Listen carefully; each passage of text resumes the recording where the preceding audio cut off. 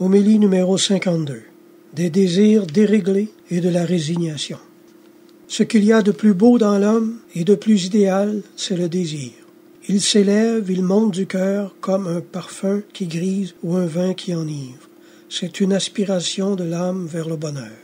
Mais où est le bonheur? Mystère. Nous le mettons tantôt dans les plaisirs et tantôt dans l'argent, aujourd'hui dans la gloire et demain dans l'amour. Le bonheur n'est qu'en Dieu. Toutes les créatures le clament. Mais le bruit de la terre, les ombres des choses, nous empêchent de le découvrir et de l'entendre. Nos désirs nous emportent et nos aspirations nous entraînent loin du but. Ce sont les désirs déréglés.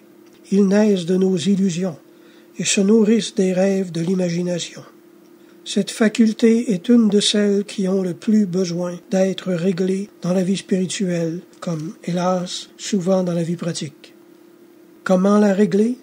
Par la réflexion d'abord, mais aussi par la prière. L'habitude de se fixer en Dieu donne à l'âme une assurance calme qui règle la vie tout entière. C'est donc souvent qu'il faut adresser à Dieu la prière de l'imitation pour lui demander de nous faire entendre sa voix et pour lui dire avec le Christ que votre volonté soit faite.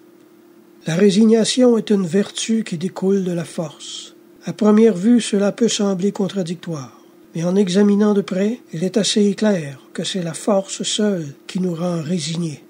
La résignation consiste en effet à accepter volontairement une chose qui contrarie. Il faut pour cela un acte de volonté, accompli à l'encontre d'un obstacle. Car la résignation n'est pas l'impuissance, elle n'est pas davantage l'inertie, et elle ne doit pas être le fatalisme. Le modèle de la résignation, c'est notre Seigneur au Jardin des Oliviers, acceptant de souffrir malgré qu'il pût, humainement parlant, refuser le calice ou s'irriter contre son Père. Ainsi devons-nous agir nous-mêmes dans les circonstances pénibles de la vie. Hélas, ce sont les plus nombreuses.